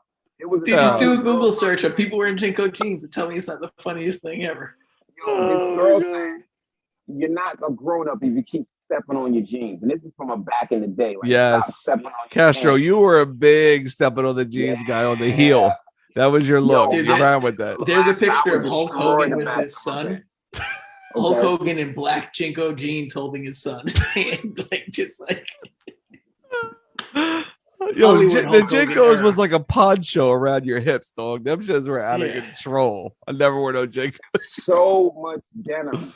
So much. Yo, shouts to Blockhead. I feel like Blockhead is like they holding the bear on the cross for Jinko jeans people. He always makes fun of that shit. Jinko acronym? JNCO. Wasn't an acronym? Did the letters stand for something? No. Giant ass fucking long jeans. I don't know what it's the for. No, it feels like the company was like, you know what I'm saying? Maybe the 3 company owners. It is an acronym.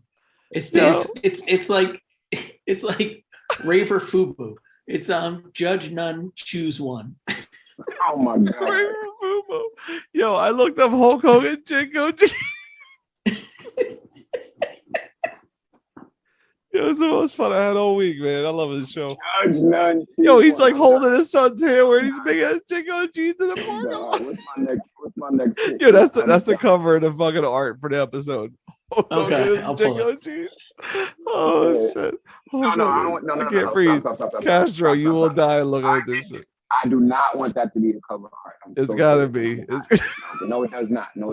Please. Pictures of me wearing Jingo jeans. That's a strong. That's a great pick. I do not want to see a roided white man holding his son. Because that's not the essence of this episode. There's a lot more things. We mentioned great writers. We mentioned great artists. No, I'm serious. Oh, he's got like a fucking. He's got like a studded belt. No, I would be. No, I actually got the picture for you. I'm gonna send it to you guys right now. I'm sending me the picture. I do not want that to be story. All right. No, that's not gonna be it. We'll find something else. All right, Castro, you're on. I think this plays well with the franchise idea. 10th round pick. 10th round pick. Here we go. NBC NBA playoff intros. Oh, that's a good one. John Tesh. And they would also set these things up like these were like Shakespearean clashes. I remember watching like a first round of the Knicks versus Detroit. It was Daly, Riley, Daly, Thomas, Dumars, Starks. Who's gonna kill each other in the bathroom? I'm like, God damn, like, you know what I'm saying? Who's gonna kill each other in the bathroom? The drama that was generated by those intros by NBC alone, and then with the early 90s with classics still haven't been repeated. I remember ABC can't do nothing. They have never made anything that dramatic or that well designed. Wow. All right, look at you, man. I love it. My 10th round pick. We talked about in the Matrix episode about like what are some of the best sequels ever. I'm gonna pick one of the best sequels ever. Bill and Ted's Bogus Journey. It's my 11th pick in the draft. Okay. Wow. 10th pick. I'm sorry, because they played Death. They play this motherfucker in Twister. They play him in Battleship. They play him in Memory. They play him in Connect 4, and they beat Death in every fucking game there is. They also come back with like robotic versions themselves that are made out of like dustbusters and paper mache. They start beating each other's ass. I remember the robotic version. Legion, they're like amorphous like Muppets that are like fat and like greasy and like hairy.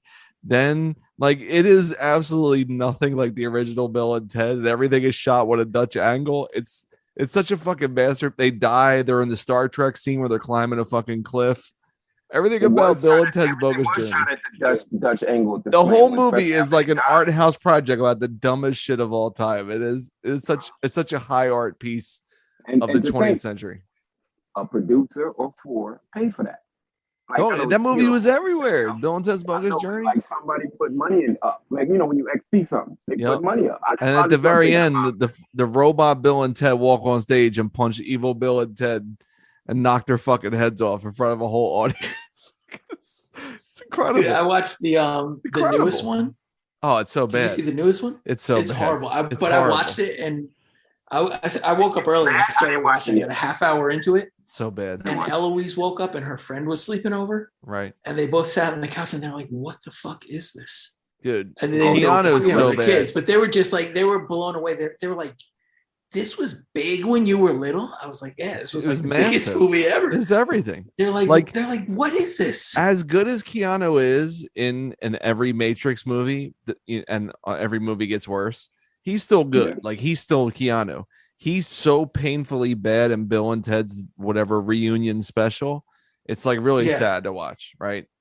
But Bill and Ted's Bogus, it's really pathetic. But Bill and Ted's Bogus Journey is one of the greatest sequels of all time. So I want to throw that in there. So we got 11th round, lightning round. You got to rewatch Bill and Ted's Bogus Journey. All right. So my number 11 pick is. Oh, real quick. In Bogus Journey, they give Death a Melvin. They do. Give him a Melvin. Sorry. Unfamiliar. Wait, what's the Melvin again? Remember, it's a wedgie from the front when they grab him by the dick and like grab his dick and like, oh, there's something on your pants. They grab his dick and they yank it upwards. Like you ain't Melvin to me. Anyway, go ahead. All right. Well, why is it called Melvin? But no, I don't. It's not a wedgie. It's the inverse. It's like a West Coast thing, probably. It's a West Coast. San Dimas. Shouts to San Dimas. So my number 11 is seeing dudes from The Wire and other things. Oh, classic. Alaska's the one he watched 3 episodes of Treme. He's like, all right, I ain't watching the whole show is like, I watched the whole series of Treme. Yeah. I gave up after season 2. I was out. You know, the familiarity of the white characters, especially Bunk. I love seeing them like on like a CBS sitcom. It's great. Dominic Lombardozzi on some show. Yeah, watching The Last OG, and they got what the fuck's the character's name? I'm totally blanking on it. It's all right. Like, side note. Go ahead. Castro knows the one dude who's like a light-skinned, bald, tall, black dude who's like in the detective unit, season 2 moving forward. He would go to this fucking Atomic City Comics in Philly, and I'd see him every month buying comics, freaking the fuck out. Like, that's the dude from The Wire. Yeah, he would always be like under like Jay Landsman's thumb and shit. That dude, and he'd be fucking with Bunk all the time. Wood Harris was always up in The Last OG for the whole last season. He was. Yeah, you're talking about Z. He was the first person to break up Marlo and the shooting twice in the chest and once in the mouth. Correct. He said Marlo and Yep. He's like 6'4", like 260. Yeah. Like light skinned white black dude. I mean, yep. He would, and he always be at Atomic City Comics on 6th and South. Shouts to that dude. Nice. James Ranzone was in It too. Oh yeah, he was terrible. That whole movie's trash. Yeah, Ziggy. Oh, Ziggy so bad. Great. Ziggy's great, but wait, Ziggy's in It too? Yeah. Where? Yeah. He plays the. What's that? Doesn't he die early in It too? No, he makes it pretty far in. Okay, shouts to him. But he plays. Remember the kid in the first It, the one that had the cast and was like a hypochondriac. Oh, that kid. Yes. Yeah, the kid. Yes, he the kid plays from a grown-up Shazam. version of that dude. Yeah, the kid from dude. Shazam. The casting was so good. It was. But the movie James sucked. The movie's trash. Wait, but okay. All right, Castro, 11th round pick. Who you got? 11th round is great one-off projects or movies that show restraint to not create a sequel and or a second season. That would be things like no franchise. Watchmen. Well, but this is a bad one. Lovecraft Country should have another season. But showing restraint. Memento is not more than one. You know what I'm saying? So I'm with it. I like that. That's great one-off project. You didn't need a Memento verse? The Memento verse. Not right. Yo, God, stop. you know a movie back in the day would have definitely spawned a universe today? Willow. They would have made the Willow universe, bro. Mad Mardigan, all that shit. I get all of that, but it was like it didn't really catch. It didn't catch like Lord. It's a big fucking movie. Willow's a big fucking movie. Didn't catch because Never Ending Story caught, and they had 3 of those. Oh, I love Never Ending Story. I don't even. I fuck with Bastion. I don't even fuck with Jonathan Bendis. Right. But Never Ending Story caught wind, and that's why Willow didn't survive. True. Because that adventure went to that route. All right. Sorry. I like that. Great one-off projects to show restraint. 11th round. I'm going with the snare drum on Poison. The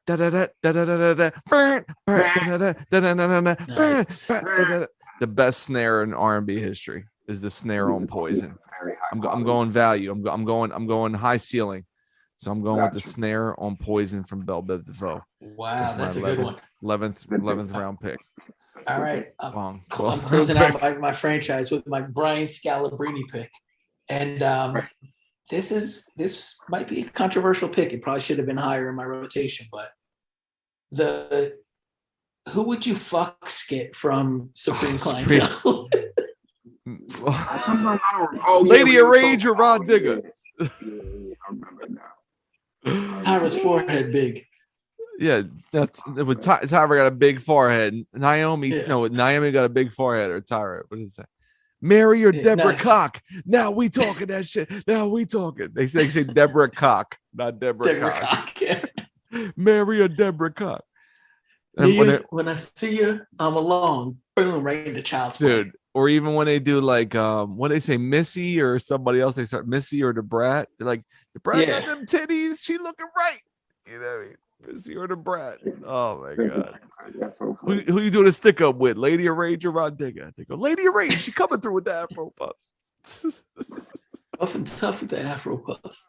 Just great value. And doing half your job. Riz was like, all right, I'm burnt off in this record. They don't even know I'm recording it. I'm pressing it. I'm walking to the bathroom. This is like, great call. Dude, they got the lyrics on Rap Genius. And the background it was Missy song or Heather B. Missy or Heather B. Yeah. Go, remember, he's like, he's like, that's irrelevant, God. I'm fucking Missy, God. I'm fucking Missy. I think that's Janet or Chrissy. Whew. Incredible showdown. Yeah. So who would you fuck? That's great. Wonderful. Great value in the 12th round. All right, Castro, last pick. Your last pick, 12th round pick. Rainbow of six. Wait, let me think.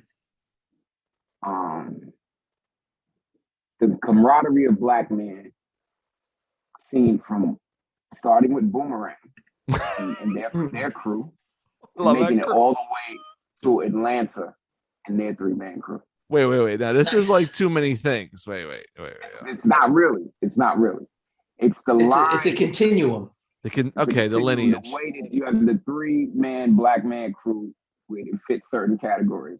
And to me, it starts in Boomerang. It's because you got Eddie, David Allen Greer, and Martin. Yes, and Martin. You go through like House Party, right? And then we're not gonna go. There's so many in between. Right. Then you end up at Atlanta. I just wanted to Darius. Yeah, exactly. Darius, Aaron, and Alfred. Oh my God. And Boys in the Hood, you got Ricky, Trey, and Doughboy. You know what I'm saying? Like stuff like that. And then even on I don't know, I was watching. They come cut short. On the Cosby Show, it would be Theo, Harold, and the other guy passed away though. Big tall broad guy. But y'all get my point. I'm getting tired. But that through line, that continuum. Thank you, Les. Incredible. The three black man weave continues. Astounding. Yeah, I like that. The 3-man weave. And Cole and Tommy, rest in peace, and Martin. Like that type of thing. Incredible. You know what I'm saying? I love it. Yeah. I love it. Your 12th pick. When I think of the Brian Scalabrine pick, 12th round guy, the guy who's just gonna be at the end of the bench making people, or the guy or girl making people feel good. I got a lot of options on my list. I'm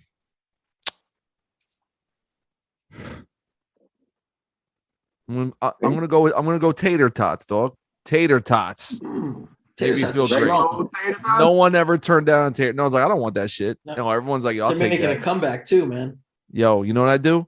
Castro's gonna love it. You this. need something to drink though, right? You need something to drink. They got a little sodium. They got a little sodium. But dry you out. I'm just saying, it's a lot to chew. I mean, it's all starch. It's a fucking potato. But you put the tater tot in the air fryer, which I did last night. You throw the tater tots in the air fryer for about 6 minutes. You pop it out. Okay. You shake it around. You throw it back in there for like 4 minutes. Boom. Right out the freezer into the air fryer. You dip them in the ketchup or you dip them in the vegan mayonnaise. Fucking incredible. Highly recommend the vegan mayonnaise or regular mayonnaise, whatever you got. Straight from the freezer to the air fryer? You go straight from the freezer to the air fryer. 6 minutes, around 400 degrees. Pop it out after 6 minutes. Shake it around. Put it back in. What? You can shake it around so like they move, so they're not getting all burned on one side. You jostle them around. Here's where you lost me. I thought the shaking would be this is where you would apply some seasoning. Am I? No. You just got like so they're not just in one station. You don't do seasoning. You do vegan mayonnaise. If you have, I do the vegan mayonnaise, but you didn't take time. Vegan mayonnaise. If you have the chives, you can spray you could do the chives in there. You can put the pepper, the salt, whatever you want. Throw it back in there for about 4 minutes. Not whatever I want. How do you season? It's not whatever I want. No, I don't do the seasoning because it already has a salt on it from the fucking freezer. I dip it in the ketchup or I dip it in the vegan mayonnaise. Wait, what do you mean salt from the freezer? How do you think the freezer works? It's from fucking sodium. It's frozen. It's in a bag. It's got 20,000 grams of sodium already. Why do I got to put salt on a tater tot? It's my 12 minutes. I went to a spot a couple weeks ago and got some some like hipster burger joint. They put Old Bay seasoning on it. Oof, I can't do that. It was proper. I mean, it's good, but I wouldn't do that. Oh my god! What is that? Where is the seasoning on this piece of food? It's starch with salt. You don't need to put rosemary and paprika. You're giving me a chemistry lesson. It's starch with salt. Where the fuck is the seasoning, dog? It's got the salt because it's a freezer item. It's loaded with sodium. It's already salty. You know what I'm saying? The preservatives, bro. The freezer item. I'm not making them from scratch. I'm not carving fucking potatoes. I'm not telling you. I'm not telling you to fry blanch them and put them in like shock them with cold water and then put it like I season everything I make. So I respect that. If you dip it in the ketchup, you ain't got to season anything. You dip it in the vegan mayonnaise, you're good to go. No. The dipping condiments is not a substitute for seasoning. Let's just say yes, it is. The fucking condiment is the seasoning. What the hell?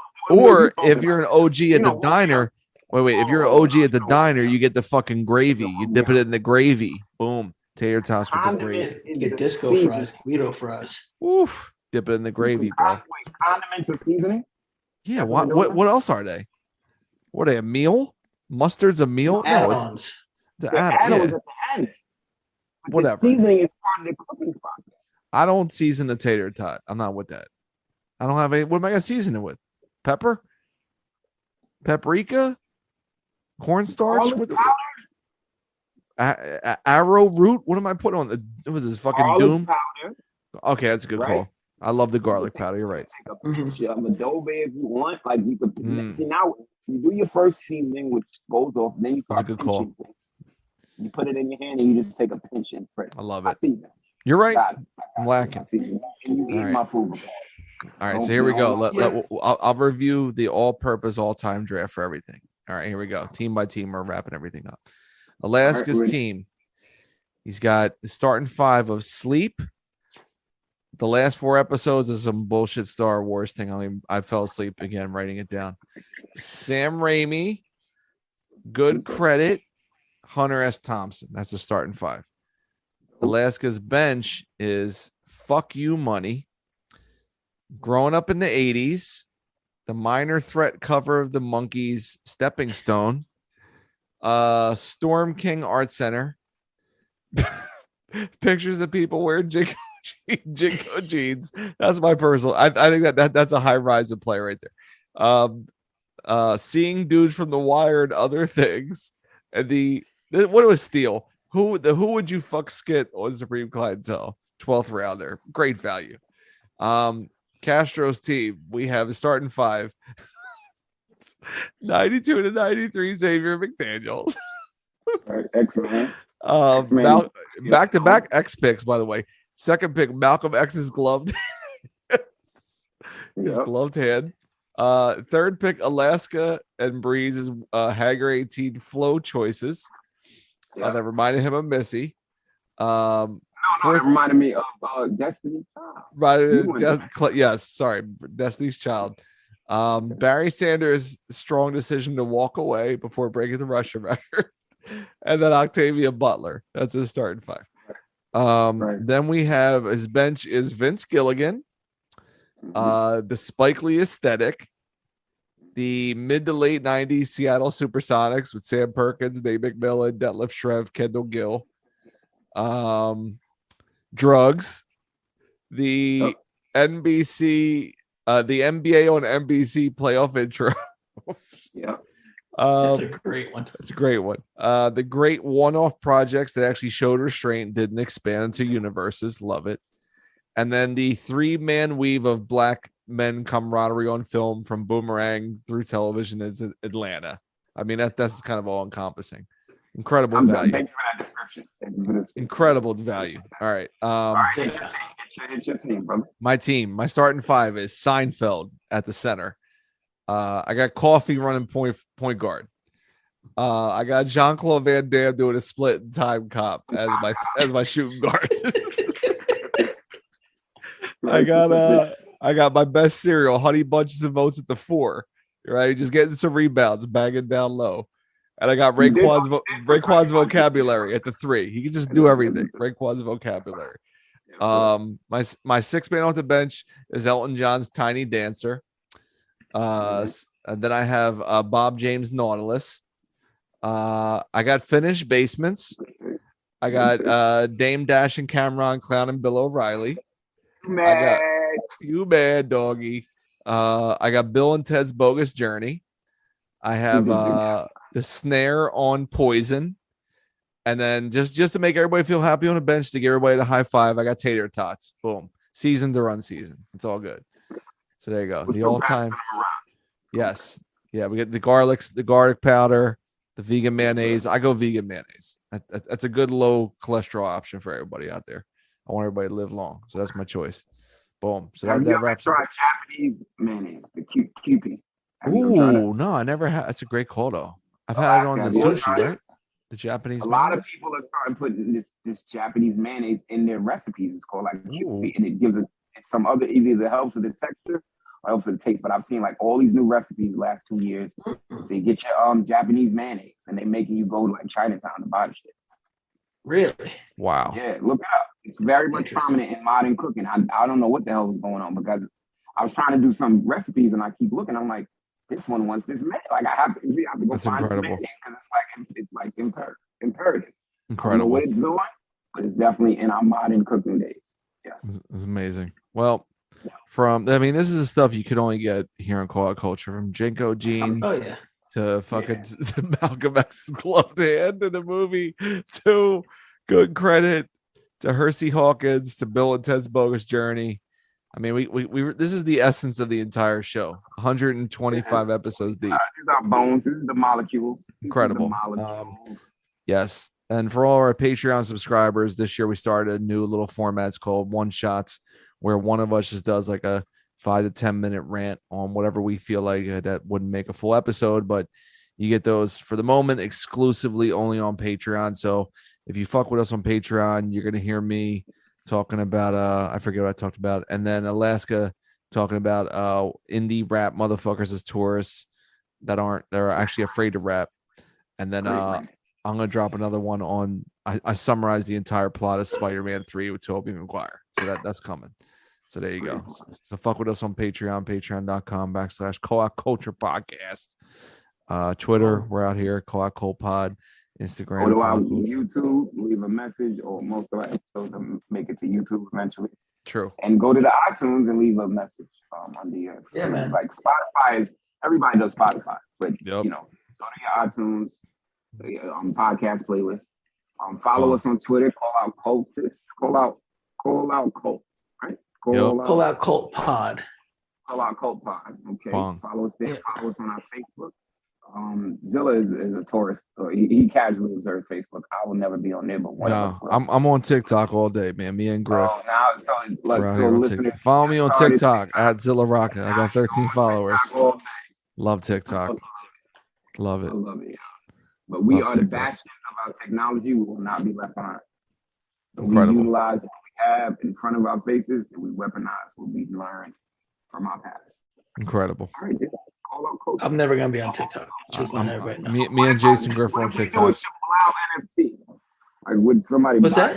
Shablau NFT? Yeah, of course they will buy a Shablau NFT. Yeah, we'll do it though.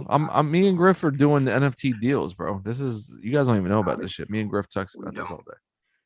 And shouts to Griff and Subordinate Records, the East Hampton Polo Boys with our late great friend Scorsese. That might be out by the time this drops. Yeah, it might be out. It should be out because it's Friday. Yes, and then me and I'm putting out Andrew's album. The Rain Knows What It's Doing. Pre-order is up now. Tapes are selling very rapidly. So shouts to everybody who ordered a tape. We're putting them out on VHS. They're called a single ray VHS box. So we got VHS tape boxes are selling out. Plenty of CDs, dad hats. We're gonna have a lot of merch for that. So shouts to everybody fucking with the Andrew record so far. Is dropping February 15th. There you go, $3pistol.com. Cool. That's about it. Got anything else? A promo? Anything current? Premrock has just released the vinyl version of his album, Low Bearing Crow's Feet, as well as the CD version, which includes a bonus song called Bardo, where it's him and Billy Woods waxing poetic over in Evidence. Nice. Incredible. Don't miss out. Don't sleep. Don't narcolep. Whatever it is you do, don't do it. Go get That's very dope. The vinyl's ready. Y'all were asking us for it. Vinyl's ready. CD is ready. Y'all were asking for it. Another quick side note, my CD will be available soon. I've had a couple of people ask me directly. But I don't want to put a super date on it, but it should be available by the end of this month. We will have an email blast. Get everybody in line for that. And that's just a little Robert Hutton CD. Mm-hmm. Hell yeah. It's out digital now. And the CD was on pre-order for a few months. I actually do have some news. Griff and I did another run of Human Zoo CDs. Nice. So those are going to be dropping soon. They're going to be dropping soon. We did some stuff with Super Duty Tough Work where they're going to announce it. It's going to come soon. So new artwork. We have them on hand. No, it's just new CDs, same artwork. Just did a run. We got them on hand. So yeah, second press. Yeah. All right. So they're coming soon. Shouts to you guys, man. Shouts to Griff and the Human Zoo. Awesome. Well, that wraps up another weekly edition of Call Out Culture. I am Zilla Rocca. That is Alaska. Curly Castro. Follow us. Fuck with us. We thank you so much. We are out of here. Until next time.